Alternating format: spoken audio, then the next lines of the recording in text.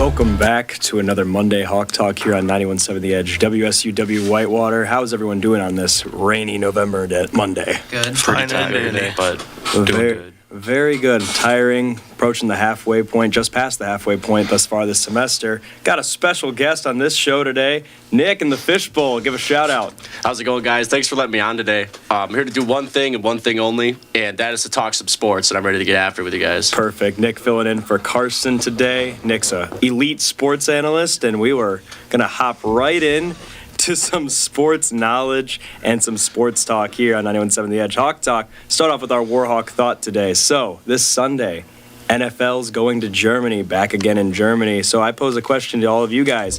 What is a location you would like to see your favorite sport played internationally and would like to potentially view a game or event there? I'll start with you, Zach. So just doing some research on what games NFL hasn't played yet, like outside of the U.S., and now that I think about it, has there ever been a time they played in a country like Canada, Italy, or anything like that? Not Canada nor Italy, no. I wouldn't mind seeing a game either at Canada or Italy. It's like, why not? Canada would be good, considering there is the CFL. There is not a Canadian pro NFL team, so that'd be good to potentially broaden the market. Plus, there's a Canadian MLB team and a couple of NHL teams, so it's like, why not? An NBA team. Exactly. Yeah, and the NBA, and so it's like, why not play an NFL game in Canada? So the only Big Four sport that doesn't have a team in Canada is the NFL. So potentially broaden the horizon there. I like it. Adam. I mean, so I chose the MLB, of course, because you know me.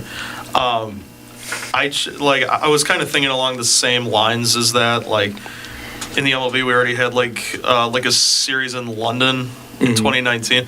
So I'm thinking, if they played a game in like Rome or something, that would be sick. I would love a baseball like series a Rome in Italy. Series. I love Italy. A lot of great sports tradition there. It'd be really nice to broaden the market over there. Very nice. I love Italy. Have you ever been to another country? No, actually, I haven't. I've been to Italy and it was beautiful. I would love to see some baseball games over there. Chris, what is your suggestion? Rome would be an awesome place. I got two though. Two. I got either like an NFL game in Paris. I think that'd be awesome. Or Seoul, South Korea.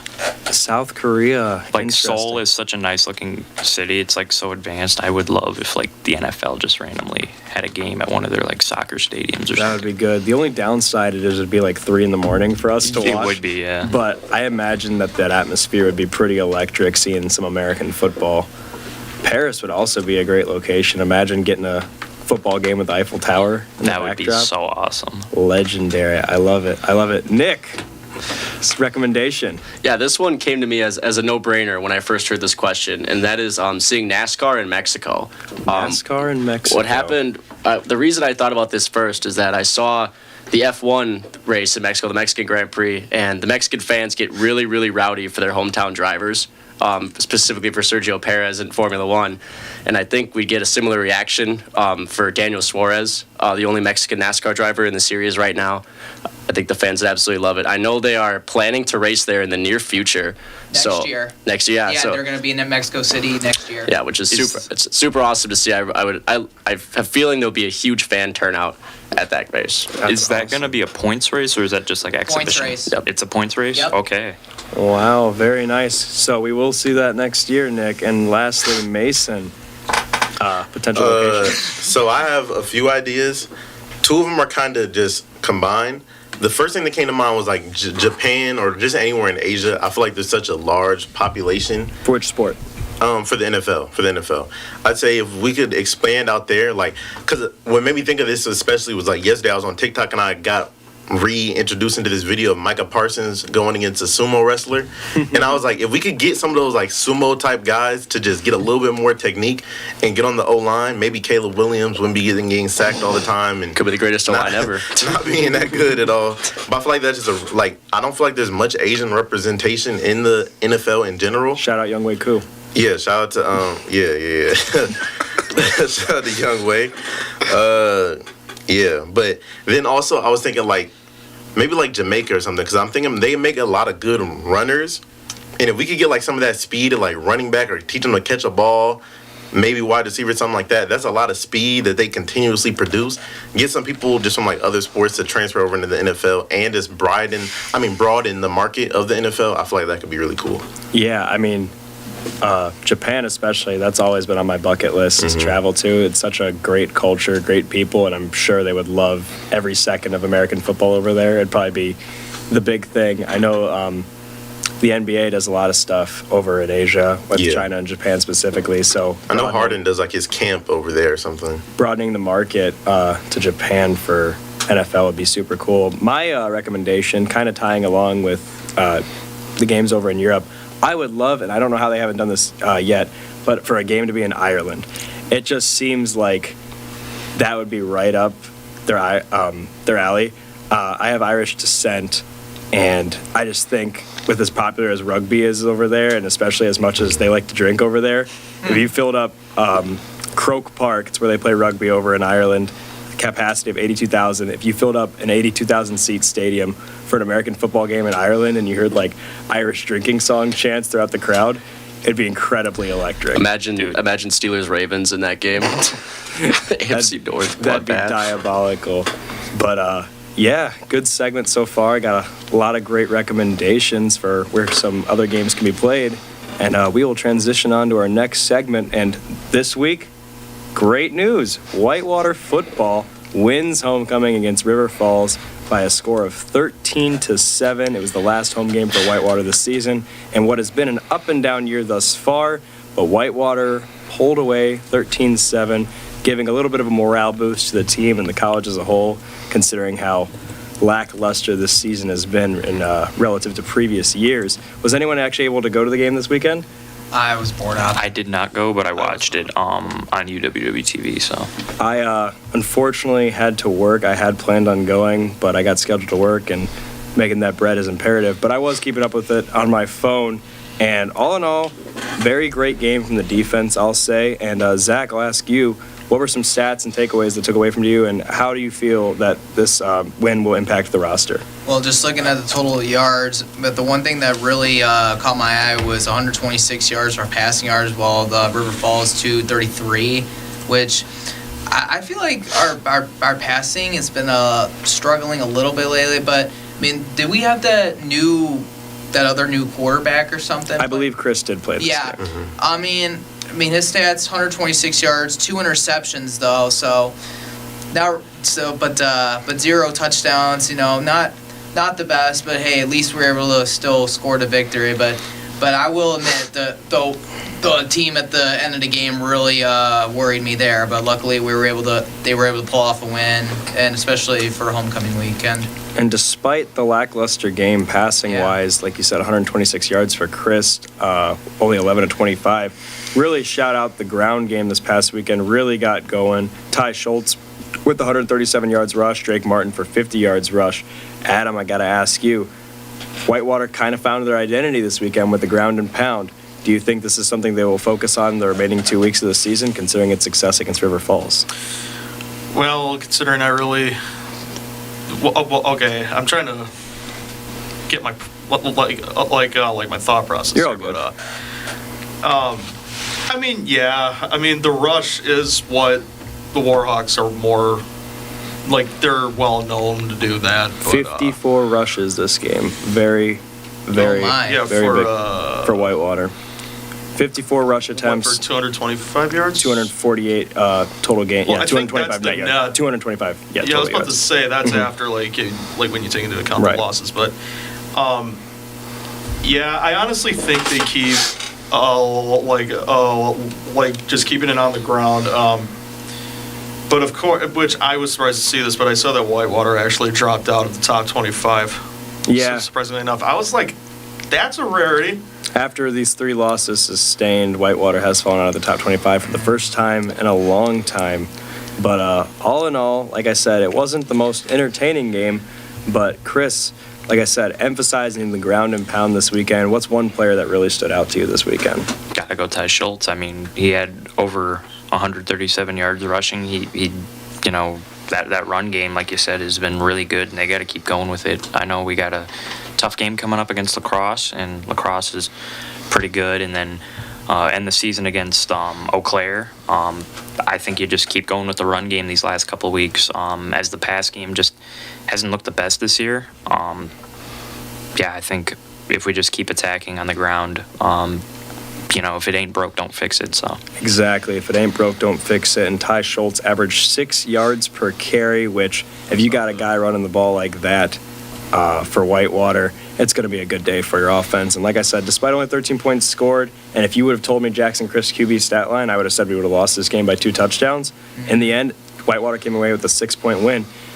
Nick, Whitewater is now 44-20 against River Falls lifetime in the last 110 years of track Division III college football statistics. How big is this win for you as a Whitewater student? Just for morale around campus.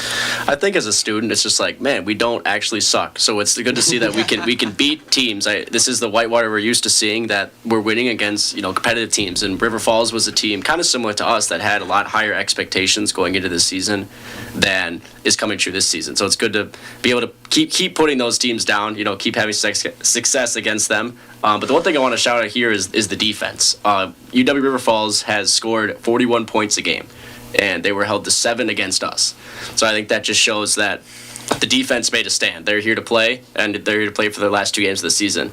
And then the other thought I had is that seeing the volume that Ty Schultz got, it almost makes me wonder if they're taking the ball out of the quarterback's hands on purpose, because we've seen inconsistent quarterback play at times by both quarterbacks, and I wonder if this is a way for the coaching staff to use what works. If you're going to win by putting the ball in your running back's hands, that's how we're going to win. Exactly. And like I said previously, if it ain't broke, don't fix it. They found the ground game successful early and kept pushing on, and really just all around great performance from the O-line. I always say that college football and football in general is built around your offensive line. It's very underrated in terms of like statistics because it doesn't go on the stat sheet, but they opened up lanes for Schultz. They opened up lanes for Drake Martin and led to a 13-7 victory. Mason, I'll conclude this segment with you. Whitewater now stands at 5-3 on the season, 3-2 in conference. This was a big win. As Nick mentioned, River Falls was one of the best teams in the WIAC offensively, and Whitewater shut them down. Do you feel that this momentum from this win will carry them to success next week on the road? I feel like this was definitely something that we needed, regardless of like any of the other stuff. In terms of trying to make the playoffs still, this keeps us somewhat afloat, but we're doggy paddling for sure. It's not the best situation, but it is definitely a morale booster going against a pretty good team, putting up a good fight against them. Our offense definitely, that's something 54 rushing attempts is insane. Like, I don't know if I've seen any football games on any level where you outrush your passing game by more than double with only 25 passing attempts and 54 rushing attempts. That is insane. that is crazy. But I mean, if it ain't broke, don't fix it. We keep saying that over and over.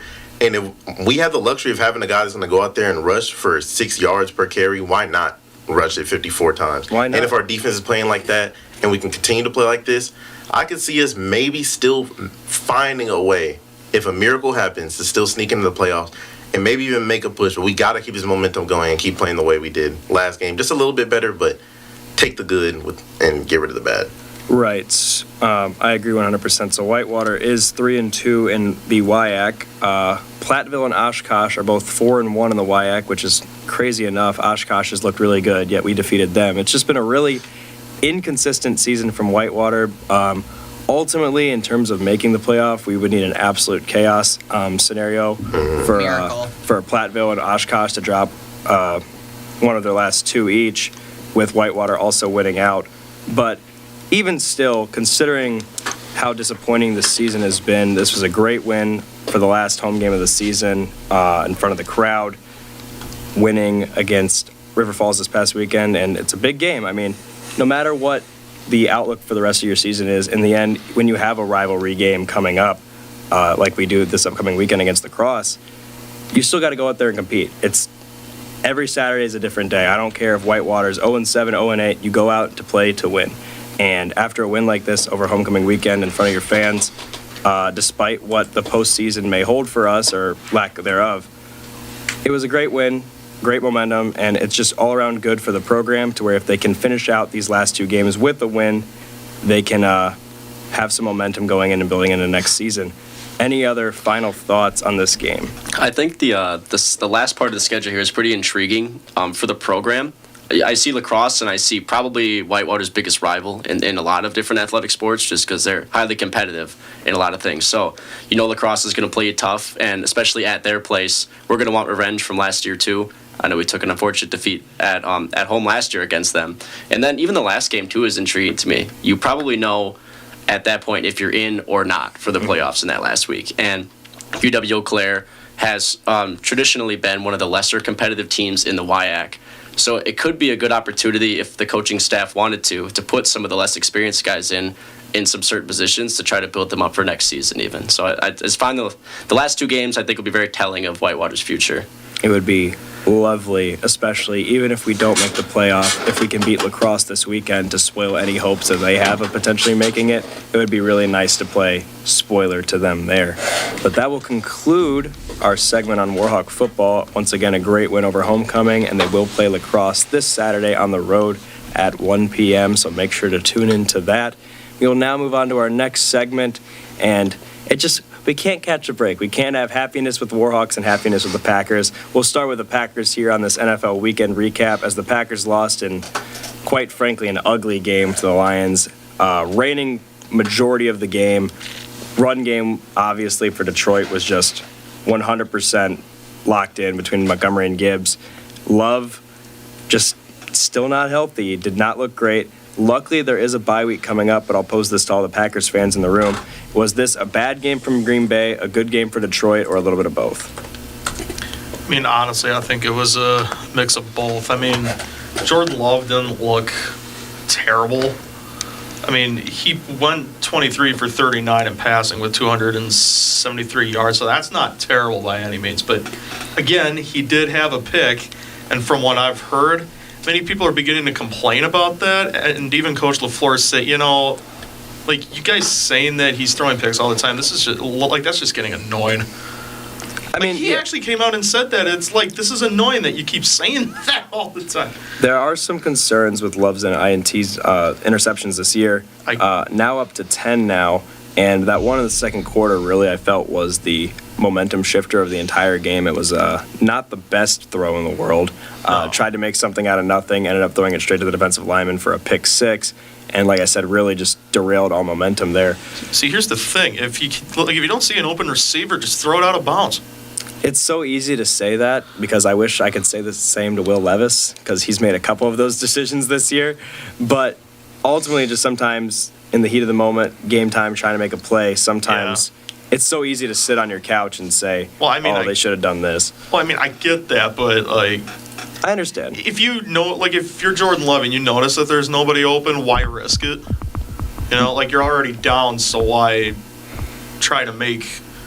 Well, okay, I get that you try to make something out of nothing. Like, I get that, and it does work sometimes. But in that instance, I was like, yeah, like, I didn't watch the game, but I watched that play in particular, and I'm like, where was he throwing?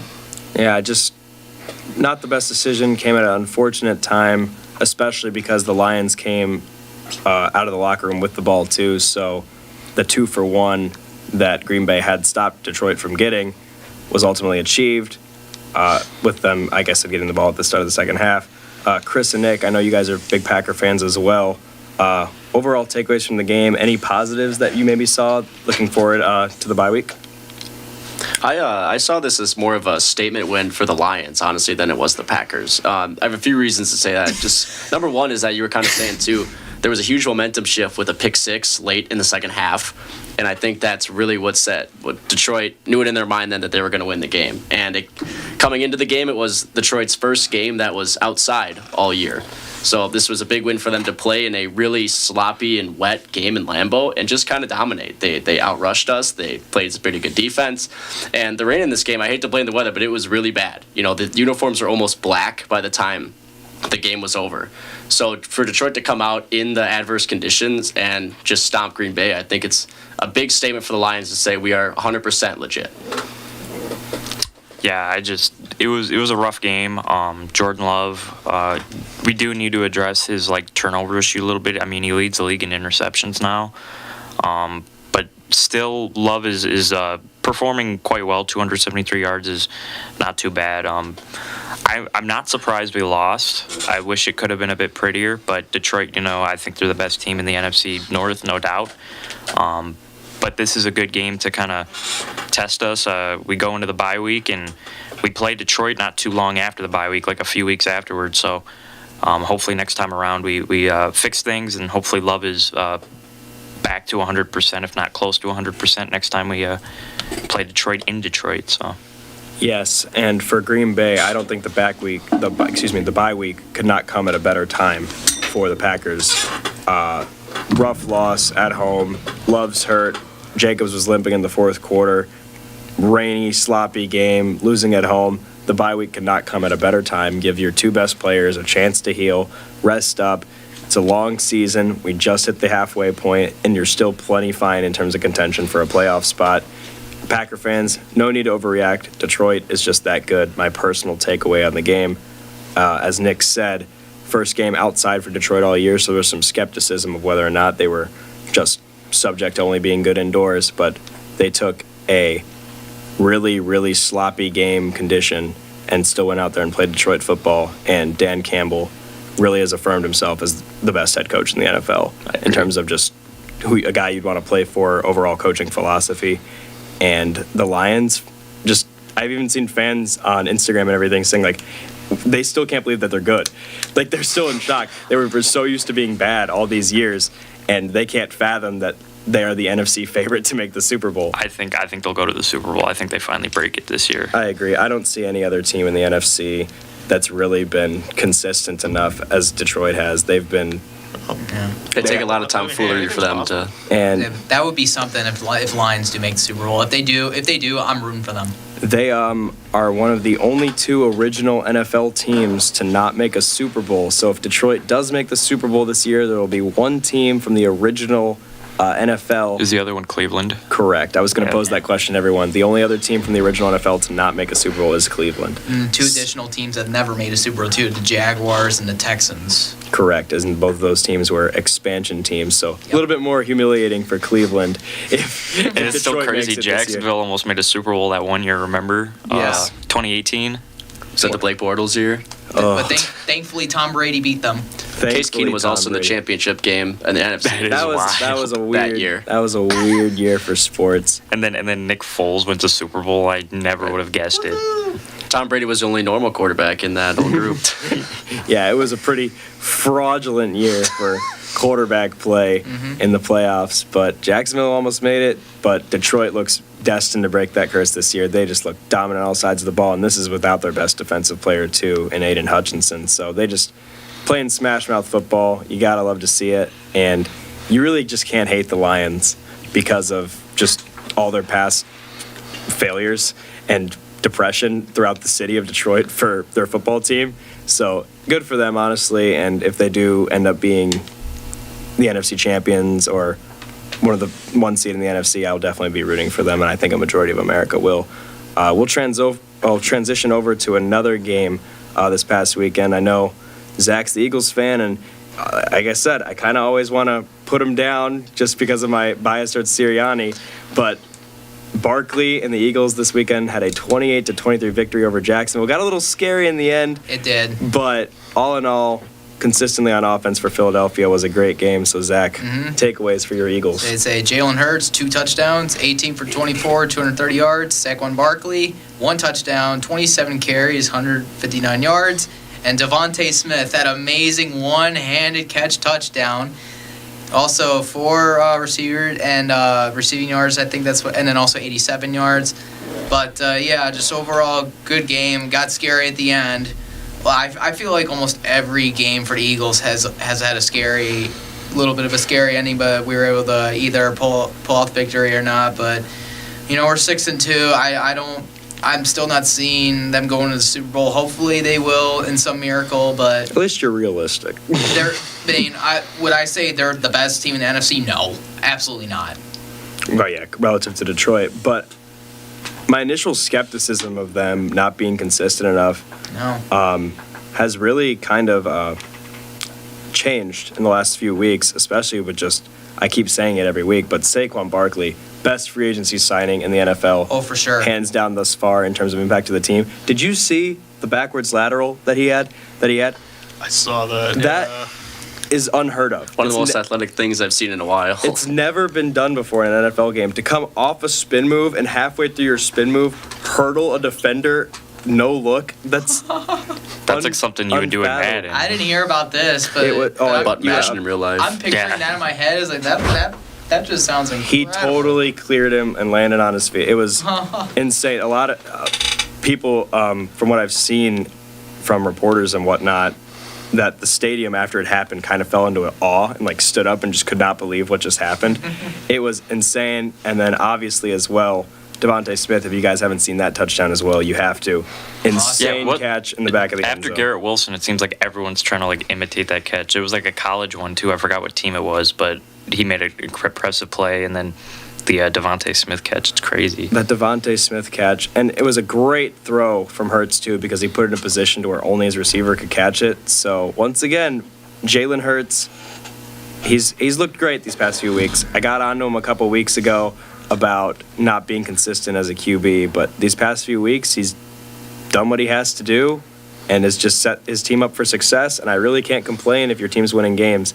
That being said though, Zach, Sirianni had a couple questionable coaching decisions that I wanted to ask you about, such as going for 2 when it was 16-0 and then not getting it, so it remained a 2-score game, as well as kicking a 57-yard field goal up by 5 with a minute and a half to go, missing it, and then setting up the Jaguars for prime field position. So I understand being aggressive, but what are your thoughts on Sirianni's in-game management this season? I just feel like it's still not the best. I mean, he isn't how he was in 2022, but I don't know. Just ever since we got rid of the offensive and defensive coordinators from the 2022 season, where we made the Super Bowl, lost to Chiefs, and we've released both of them. I feel like me personally, Nick Sirianni hasn't been the same since, and it still shows that he's not the same as he was in 2022. I used to be a big Nick Sirianni guy in 2022 when they made the Super Bowl, but I think he's just so corny. I is. hate his in-game decisions. Agreed. I'm not a Nick Sirianni guy, and you can quote me on that. I just think it's all an act, and then especially last week or 2 weeks ago when they had that loss at home and he was chirping with his own fans, that's just not professional. It's kind of like It's just uncalled for. That's just me though, because you never would expect that from him if let's say it happened in 2022, because he didn't really have that kind of attitude. But now with this kind of attitude he's showing this year, it's like, dude, what are you doing? It was like the college football game Saturday with Penn State and Ohio State, and Penn State's coach kind of showing off his inner Nick Sirianni with the fans. Yeah, and Inner Nick Penn State fans have a right to be upset with James Franklin, but that's another story for a different day. But all in all, like I said, great win for Philadelphia, and just once again, if you're a Jaguars fan, I am sorry. There was so much expectation going into this season, and I'm surprised Doug Peterson still has a job. Speaking of fired head coaches, Adam, we'll talk about this New Orleans Saints game this past weekend. Remember when they were 2-0 and everyone was like, the Saints are going to the Super Bowl, the Saints are going to the Super Bowl.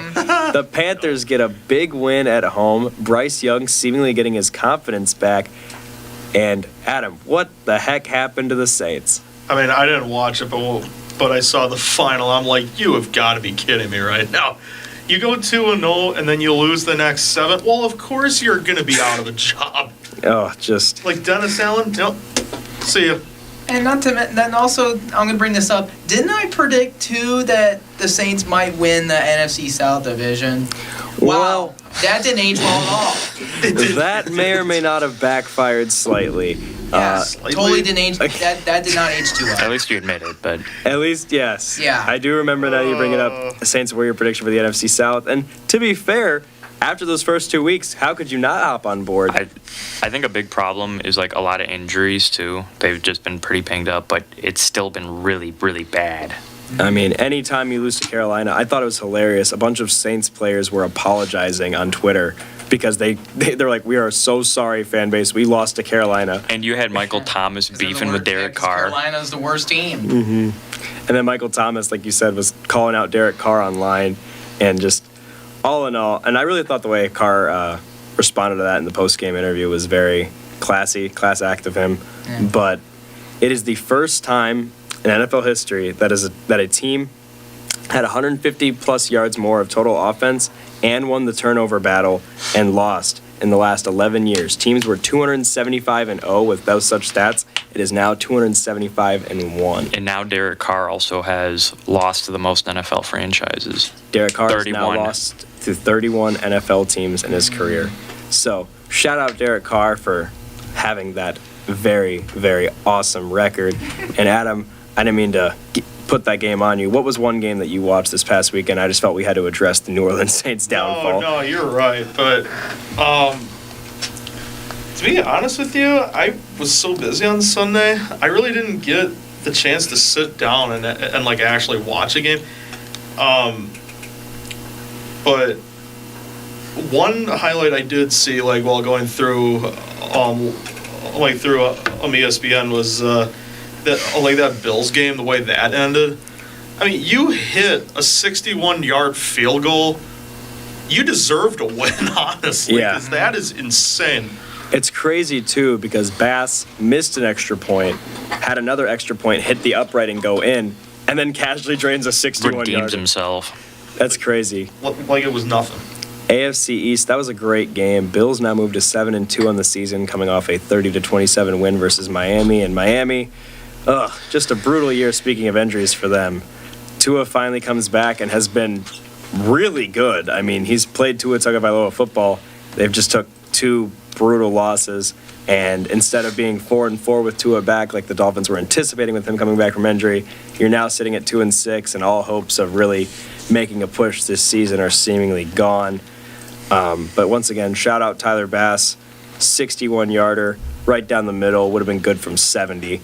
It was an insane kick. Great win for Buffalo, who is looking like the team to beat in the AFC along with Kansas City, and it feels like the script keeps getting repeated over and over. It's going to come down to Buffalo and Kansas City.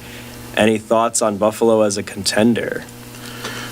I'd say that I still got the Ravens being better than Buffalo. I like the Ravens as a more well-rounded team, a little bit more. I feel like that run game with Derrick Henry there is just insane. Earlier on, you said that Saquon was the best off-season transaction, which I feel like that's kind of 1A, 1B with the Derrick Henry one. I'd say in terms of impact, I'd give it to Saquon because the Eagles were at the end of last year they were awful, and now they're looking really good.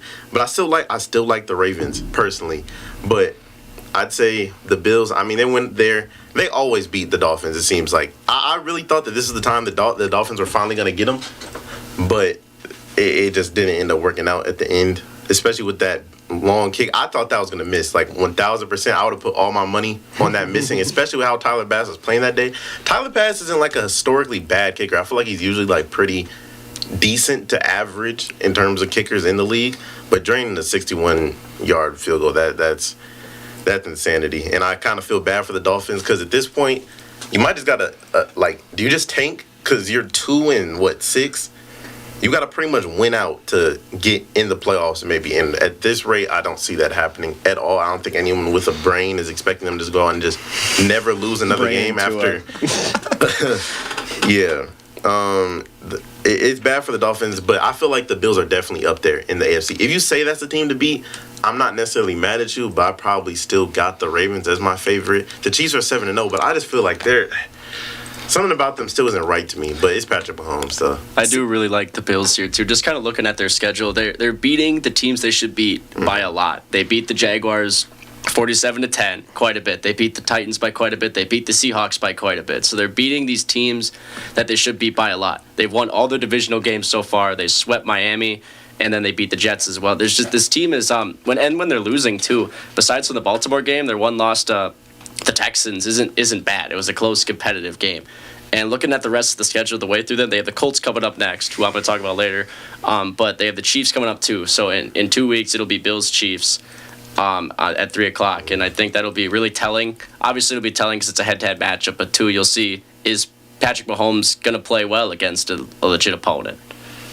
Yes, and Chiefs will play tonight on Monday Night Football. I want to reiterate this again, but every week Yeah. I They'll will go be- undefeated. The Chiefs are going. I'm going to say it every week. I'm going to say it every Monday. The Chiefs are going to go undefeated this year and three-peat. Mahomes will get another Super Bowl. The Chiefs in general should be embarrassed. They're 7-0 in my opinion. Exactly. It's just They don't deserve to be 7-0. They have not been great, and that's precisely my reasoning behind it. So sorry to all you Chiefs fans listening out there, but your team don't deserve to be 7-0. Shout out the refs. Yeah. And the that too. defense. I mean, the defense has been really good. You could be lucky the refs have saved your guys for a couple games, saved your butts out there. But that's precisely my point with Kansas City. They have been really bad relatively, and to previous years, and they're still 7-0. I just know Mahomes is going to wake up at some point this year. Everything's going to click offensively, along with their already great defense. But if there is any team that will contend with them, definitely keep your eye on Buffalo. And as Mason said, I completely had forgot about them when mentioning Buffalo as the top contender. Baltimore 100% is the best contender against Kansas City right now, with Buffalo as a close second. I said Buffalo earlier. I'm going to retract that statement. But those are undoubtedly the top three teams in the AFC, and everyone's just fighting to be relevant in the playoffs. But we'll move on to another game. Chris, what's one game that really stood out to you this weekend? Well, speaking of the Ravens, I wanted to talk about that game, Perfect. particularly Baltimore and Denver.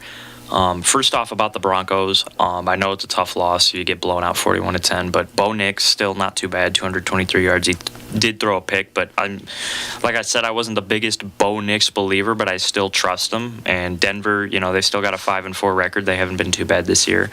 But I agree with Mason when I say the team that I think can contend the most with Kansas City is Baltimore. Buffalo's good too, but I mean that duo of Lamar Jackson and Derrick Henry has been nasty. And in past years, like I said, I haven't trusted Lamar with his passing. This year he has really proven me wrong. He threw for 280 yards and 3 touchdowns, only threw 3 incomplete passes. With the perfect passer rating. Yup, and Zay Flowers had a really good game too, 5 catches, 2 touchdowns, 127 yards. This Baltimore team, I think if they meet Kansas City in the playoffs, I think there's a chance. I really hope so, that they can beat. We all do. I think they can beat them, and I think this will be. I think we will get an AFC championship rematch between Baltimore and Kansas City. Do you think it'll be in Kansas City or at Baltimore? I think you'll be in Kansas City. I think Kansas City will end the season off strong and have the better record. But I think Baltimore gets the win.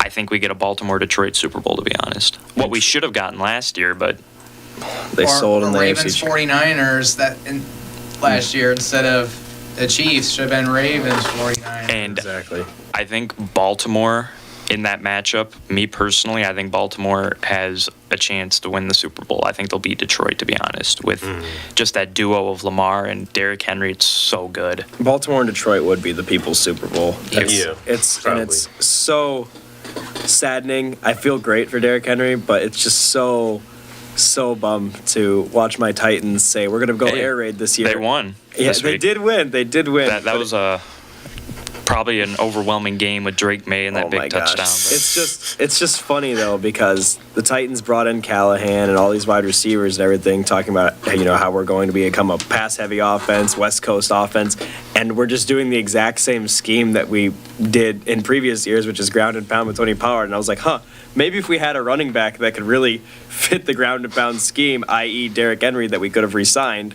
But it is what it is. I'm happy to see him successful. He was not going to get any hardware in Tennessee anytime soon. So seeing him succeed in a really well-run offense in Baltimore is just beautiful. He's going to make a case for himself this season as a potential MVP candidate, even though it's a quarterback award. But his overall statistics and just impact to a team is just incredible. Shout out Derrick Henry, still looking good. Yeah, it's crazy because Baltimore's got like two big MVP candidates on the same team. I mean, just watching this guy in year 8 or 9 now, still running like he did his rookie season with that size and speed, it's incredible. It really is. And that Baltimore offense just looks great. And Denver's defense was supposed to be considered to be one of the best in the NFL. Maybe it was going to be a test for Lamar and the Ravens, and they just steamrolled. I'm still not worried. It's the first year with a new quarterback, and they're still learning a little bit. Sean Payton's second year in Denver. But I think Denver will be a solid contender the next few years if they can get some more pieces for Bo Nix. And I mean, they're 5-4 this year. That's not too bad. I was not the biggest Bo Nix guy myself. I really wasn't big on any of these rookie quarterbacks. Predictions looking like a 7 out of 10 right now. But I will say the most impressed I've been by anyone that I disliked as going into this past draft is Bo Nix. Mm-hmm. His composure, his press PR answers and everything. He's very mature, very QB smart, makes the right decisions. And am I going to call him elite? No. Do I think he'll end up being elite? No. But to come in season 1, be 5-4 as a rookie quarterback with a subpar at best roster, being paired with, despite my disliking for him, a great head coach in Sean Payton, he's really proven me wrong, and I'm rooting for him. I never openly root against players to not succeed. Even if I dislike them, I want them to prove me wrong, just to make me eat my words. But Bo Nix has definitely done that this year. He's looked really awesome. I love what I'm seeing in Denver with him. And I actually think Denver may have gotten their guy for at least the next 4 to 5 seasons. Yeah, this draft class at quarterback. What? I just said I'm glad to see you're coming around. You called him Peyton Manning. I never said that he would be. I said there's a possibility. I'm not saying he will be. This draft class at quarterback. I said could be, not that he will be. Yeah, I know. There's a big I'm difference just messing with you. I'm messing with you. This draft class of quarterbacks has been pretty good. Jaden Daniels has, been balling out in Washington. Bo Nix has been solid. Rookie of the year. Even Drake May, even though he's with a bad Patriots team, he hasn't been too bad. And then Chicago, Chicago will always be Chicago, but at least they're doing a little bit better with Caleb Williams. And shout out Caleb, too. Like I said, even despite these past few weeks have been rough for him, he has no O-line, and even though I was not a Caleb Williams guy, I've mentioned in weeks past, I'm very impressed with his maturity already as a quarterback and ability to make in-game reads. So yes, this rookie quarterback class has been not elite, but they've definitely all been serviceable thus far. And it still sucks because the one guy I wanted to see the most is on the bench, and that's Michael Penix. But, it's good to have him behind Kirk Cousins. So. Kirk Cousins, I love Kirk Cousins, one of my favorite quarterbacks in the NFL, and he's doing wonders in that Atlanta offense right now, and I'm very excited to see them make a playoff run. Kirko's finally got his drip, and I'm so happy. Atlanta versus Detroit NFC Championship. That would feed families. It's not impossible. The 49ers and the Eagles haven't been the best, but I think the NFC Championship could either be like Atlanta makes a run or Philadelphia will probably play Detroit. I really thought of the NFC teams to contend with Detroit, it was going to be either Tampa or Atlanta. And Tampa just, like I said, hit the injury bug at the wrong time, worst possible time, falling 0-2 in the division to Atlanta because of the 2 games in 3 weeks. So I think it will end up ultimately being Atlanta. I could see Kirk in that offense making a run. Their offense has just been beautiful. So a lot of great NFC teams to discuss, with especially the rise of the Commanders this year too. Very fun year in the NFC-wise, as opposed to the AFC, where it's all the favorites are the top 3 teams in the AFC. Oh. So on that same note, because that makes you think, for a long time it's been the other way. Would you say this is the first time in a long time the NFC is better than the AFC? I feel like I probably got the NFC over the AFC. In terms of top-end talent, I don't think I would say. Like the top 3, I'd say the AFC still got it. But once you go past that top 3, so you got obviously Chiefs, Ravens, Bills, and however order you want to rank that. But after that, looking at the rest of the AFC, who's next after them? Probably the Bengals in terms of just actually being a good team.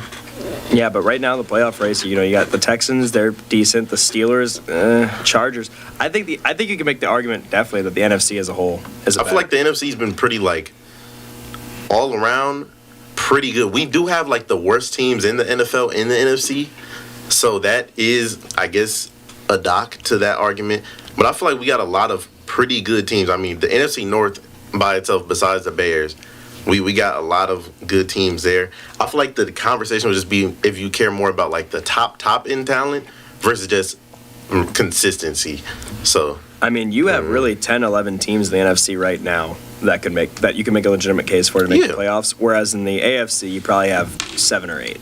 Yeah, So- there's like a lot of bad teams in the AFC too. You got like Las Vegas, Cleveland, New England. sadly Tennessee. I'm sorry, but It's always next season. Real quick, we are running a little behind on time here. Mason, was there one game that you wanted to discuss before we talk about the Sunday Night Football game with you, Nick?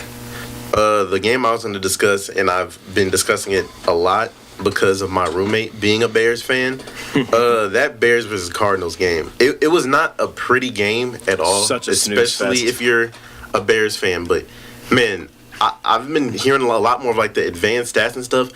How bad the Cardinals defense is relative to the rest of the league versus how good the Bears made them look last game made me realize that like I may have been drinking the Kool-Aid a little bit too much on the Bears and being like, oh, Caleb Williams is gonna be he's the next Mahomes. I didn't think he was that good, but I didn't think they were this bad. That O-line, I think what lots of people took for Horrendous. granted is that like Keenan Allen and Rome Odunze aren't gonna get out there and just block for Caleb. There's only so much you can do when you have that many good wide receivers and a pretty decent quarterback at the very least. If you're not that big on Caleb Williams, you got to admit he's at least decent. And that O-line just makes he's definitely getting killed out there, and it's sad to see. But Chicago's where quarterbacks go to die, so not too surprised. And the Cardinals, they're still the Cardinals. I mean, nothing. They didn't do anything that crazy either, but they just made the Bears look horrible. So now, like I said, the NFC. I got to calm down the Bears. I thought the whole NFC was going to be like, oh, we might all be like playoff type teams. The Bears, absolutely not. They have fallen off a cliff. I think the Cardinals are the most underrated team in the league. I agree. I've been Do you? saying that. Yeah, I've I been think the saying- Rams are more underrated than the Cardinals right now.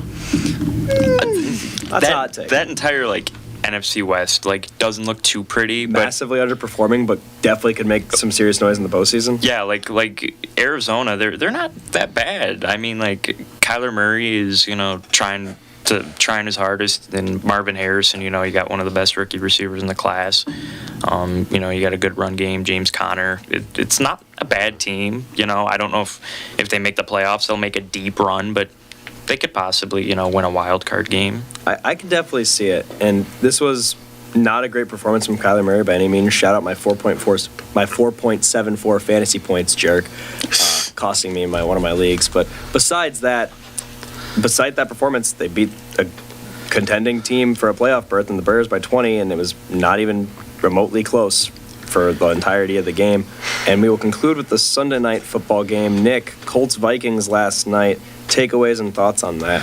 It's coming into this game, I feel like you had two teams that both needed the same thing. They needed some sort of statement. You used to have the Colts, who just turned away from their young quarterback in Anthony Richardson to ancient Joe Flacco, and just to try to get anything going. And for the Vikings, they started really hot, and then they lost to the Lions. They're like, oh, okay, they lost to the Lions. They're solid. Then they lost again. And then they're like, oh, are these the Vikings of old?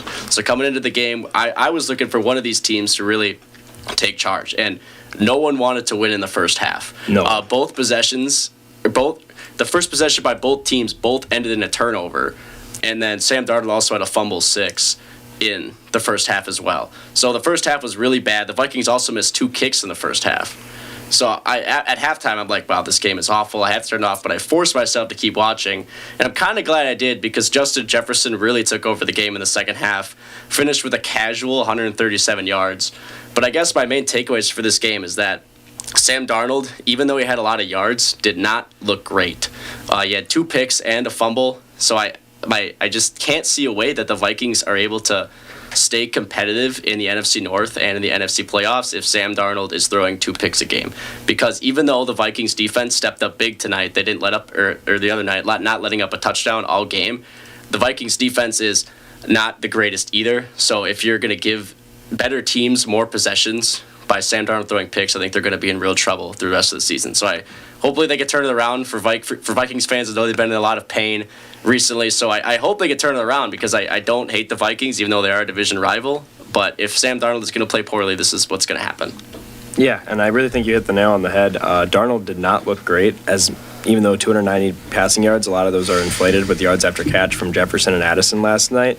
It was probably one of the worst games Darnold's played this year, and I kind of have this fear that he might be resorting back to the Sam Darnold that has been the past few years. He looked great to start these first few games, but he's starting to come back to reality a little bit, and it's just not that exciting of a story if he's bad? There's a little bit of excitement for Vikings fans because the next 3 games they have are against Jacksonville, Tennessee, and Chicago. All so three winnable games. winnable games right there. So you could see them at 9-2. I'm not saying it's going to happen, but it's realistic to think that they could be 9-2 in a few weeks. But Sam Darnold needs to turn it around. Also, shout out Josh Oliver, the backup tight end, who had 60 yards and a touchdown. Classic Josh Oliver performance. Great weekend of NFL football. The noon games were a little bit boring. Afternoon games provided some spark, and we had an exciting ending to the Sunday night game last night. And to finish off this week, we have the Chiefs and Buccaneers tonight. Unfortunately, the Buccaneers are so banged up. Otherwise, it'd be a really good game. But I see Kansas City winning that pretty handedly. But that'll conclude Week 9 of the NFL season, getting closer and closer towards the end. And now we got these trade deadline coming up soon, determining whether or not your team is selling or buying. And lastly, shout out to Tennessee Titans. I cried tears of joy. Nick can attest. I cried tears of joy when the Titans won. I've never been so happy to win a game. It's been a while since it took a victory, so I was happy for them. Just wanted to win. But real quick, for the last 8 minutes that we got on this Monday Hawk Talk, college basketball is back. It has started today, day 1 of NCAA men's college basketball, my favorite collegiate sport of all, because we're 1 month closer to March Madness and filling out those brackets. I love it, I love it, I love it. So with all the guys here on this show, real quick, I had everyone here pick a team to follow the rest of the year, and each week we will discuss their team's success. Overall, very excited for what the season has in store. Will UConn three-peat? Especially with Hurley declining the Lakers job. We'll see how that goes there and up in Connecticut. A lot of great contending teams. I will be following my Memphis Tigers closely. But Zach, one team that you're going to look out for this year that you're kind of adopting as your team. I would say the one team I'm going to really follow is the number 1 ranked Kansas team. And the one player that's worth mentioning too is Hunter Dickinson. Dickinson, center transfer Yep. from Michigan a few years ago. Is this Arguably the best player in college basketball. Yeah, past 3 seasons, he averaged at least 18 points and about 9 rebounds, so not too bad. But yeah, he's definitely one player to watch for in Kansas. And Kansas also got Wisconsin star A.J. Storr, who was a freshman last year in the transfer portal. So Kansas seemingly looking like they are going to be the team to beat just in terms of overall experience, great coaching, and what they did in the transfer portal this year. So Zach has picked Kansas to be his team to follow. Adam, who are you going to be following this year? Me, when I found out that he picked Kansas, I'm like, well, I guess I can't say that one now. Because I was going to say the same thing because I really want to see how well that Kansas can dominate. But, I mean, for the sake of him choosing Kansas, I'm going to have to go with a UConn because Looking to three-peat this year. that's what I'm looking to see. And the fact that out of the starting 5 that you had from last season, there's only one guy that remains from that because the other 4 are in the NBA right now. So I'm really looking to see how, like, what he as like the lone starter from last season can like. And which starter was that? Now forgive me if I like get this wrong, but Alex Caravan. Alex Caravan? Mm-hmm. Yeah, he's the only one. So really, I'm looking for him to kind of like show the other starters whether they've been playing for a while or not, like kind of how it's done around there. But a player that I'm looking to watch is a Wisconsin product that's playing for Duke, Concanoople. Concanoople? Yeah, I remember watching clips of him playing for Wisconsin Lutheran, and boy, can he ball. I mean, he is insane to watch. Another Duke prospect that joins the top prospect in the country this year in Cooper Flagg. Can't wait to watch him play some games this year. He's going to be I know that Concanoople is actually a starter for Duke tonight, so. And Duke does play Maine tonight, so Yeah, Cooper Flagg going up against his hometown team night Duke's 1. going to absolutely obliterate them. But UConn's going to be your team. Will they three-pit this year? It'd be interesting to see. It is really hard. If I had to guess, I would say probably not. I mean, they'll get Statistically. close. So, like, what I'll say is they'll get close, but they won't. They won't get there again. Final Four, Elite Eight, probably. I'd say Elite Eight, honestly. To me, I just think that Kansas is way too overpowered at this point, so I'm thinking they're going to win it all again. And that's the beauty of college basketball. Anything can happen on any given night. That's true. Chris, team that you're going to adopt this season. it's a team you'd never expect to do good in basketball. You think of them as a football team, but they've been really good the last couple of years. I'm gonna go number 2, Alabama. Alabama. I mean, All they've kind of shocked me. I mean, was it like 2 years ago that they were like a highly ranked team in the playoffs? They were And- the number 1 overall seed in March Madness. Oh yeah, I remember that. And then 2 years ago. and then last year they were up there too, and they made a deep run going to the Final Four It's and the Final Four. losing to UConn. This year, they're going to try to make it all the way and give themselves a basketball championship. They're big into football. And the guy I want to look at is their senior guard, Mark Sears, who did pretty good in the Dog. Yeah, the absolute dog.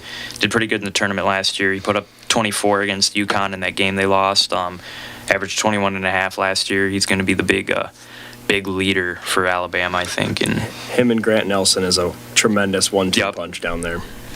and tonight should be a big win. They're playing UNC Asheville, so Yeah, nice little warm-up game. Yeah. Start the season off.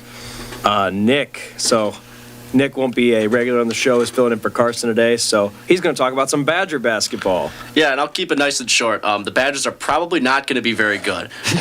Simply put. Looking at it this year, they lost their top scorer, like we talked about earlier, in AJ Storr to Kansas, but they also lost Chucky Hepburn to Louisville as well. So those are the 2 better players on their team. Coming into the season, they had 4 of 5 starters returning. So it makes you think, hope? Question mark. They But did now make with the these tournament guys, last year. yeah, with these guys transferring now, it's like, well, they're gone. So, but the only bright spot I could look at is that the 2 people that are left that started last year are both in their 5th year. So you'd think that hopefully those 2 players could share some leadership with the guys coming in. And a big guy coming in is a transfer, John Tanji from Missouri. He was out last year due to a foot injury, I believe. But the season prior, the 2022-23 season, he averaged 14.5 per game. It was nearly 40% from 3. So if they can get some of that magic going with him, maybe a middle-of-the-pack Big Ten performance could happen. But looking at it, looks pretty unlikely they're going to make noise in conference at least. still Yeah. disappointing we lost to James Madison last year. But Brutal. That was just a bad draw in the bracket. Mason, lastly, before we conclude, one team you're adopting this year and one player you're going to look out for. So the team I ended up going with, I just was looking around for names that I recognized, but I also didn't want to pick like Duke, which would be the obvious one, because I know like Khan Knuppel, I know him. I've seen him play Cooper before. Flagg. He's really good. Oh, yeah, Cooper Flagg too. Ooh, dog.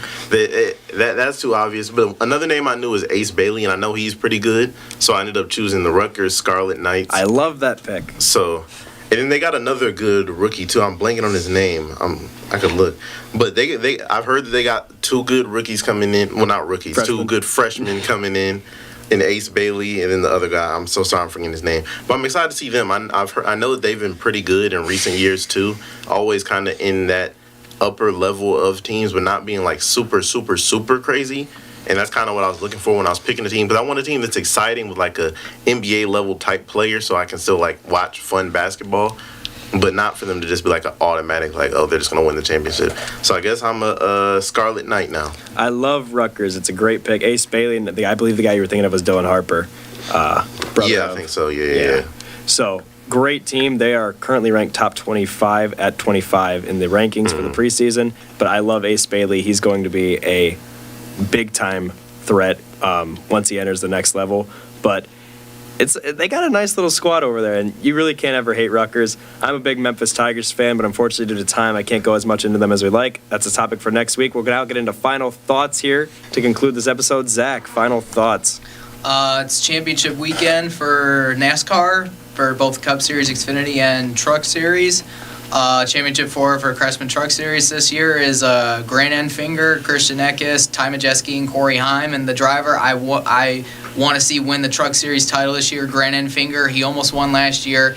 He got robbed of it last year. He just came up so close. Grant Enfinger. Yep. And then for Xfinity Series, it's Austin Hill, AJ Allmendinger, Cole Custer, and Justin Allgaier. I'm going with Justin Allgaier. He's been close. And- How many times And who's going to win the championship for for an Xfinity Series or the Cup Series? Cup Series? Or I'll say the 4 for the championship 4. That way everybody knows. So it's Ryan Blaney, Joey Logano, Tyler Reddick, William Byron. I'm going to say this right now. I'm not really a big fan of the Final Four this year, but if I had to pick which one to win, I got to say William Byron because he's a Hendrick driver. And, I'm a big Chase Elliott fan. I got to root for his teammate. I gotcha. Big week for NASCAR. Adam, final thoughts.